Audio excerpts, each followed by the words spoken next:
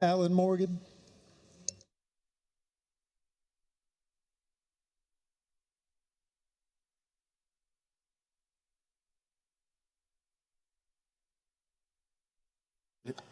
Thank you, Mr. Speaker.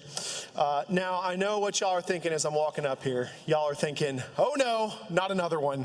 There's two of us now, so I'm going to speak on this amendment as well. Adam stole a lot of my thunder. I wanted to talk about some of the history of the Second Amendment. He did a fantastic job, so I won't bore all of you with speaking about that again. But what I do want to talk about a little bit is data. I'm kind of a data nerd. In a past life, I was a data analyst. So I was just looking at some data regarding what's been going on with constitutional carry. So I don't know if all of you know this, but right now, as of today, there are 25 other states in the U.S. that have some sort of constitutional carry law.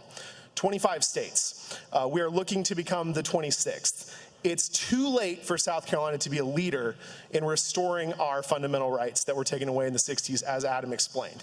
But we can join with the other 25 that already have this law in place. This is not something new. This is not something crazy that we're coming up with here in South Carolina. This is simply following what other states have done and enacting laws that protect our constitutional rights to the Second Amendment.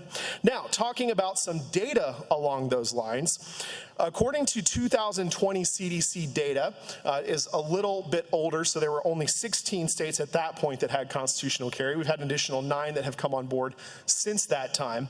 But in 2020, overall homicide rates in the states that had constitutional carry laws was 6.9 per 100,000. Now, obviously, all homicide is bad. We want that number to be 0, but we have to deal with the reality that is what the number is. In those states, it was 6.9 per 100,000 people. The national average for overall homicide rate is 7.5 per 100,000 people. So substantially lower overall homicide rate in those states that had passed constitutional carry laws. Now, gun-related homicides. There's an argument that a lot of people have made that, oh, if you pass these sorts of laws, gun violence is going to go crazy. People are going to be dying in the streets, blood on your hands, all that sort of stuff. If you look at gun-related homicides in those same states, gun-related homicide data shows 5.3 gun-related homicide deaths per 100,000 people, compared to the national average of 5.9 per 100,000 people. So again, substantially lower gun-related homicide rates in those states.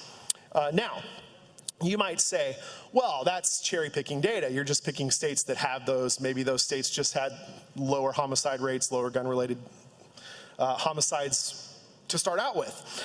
If you look at the data, though, in those states, there has been a 6% drop since those states. Overall, if you take the total average, there has been a 6% reduction in gun-related homicides deaths in those states that have passed constitutional carry. So what does that data point to? Well, number one, 6% is not a massive data point. It's relatively small.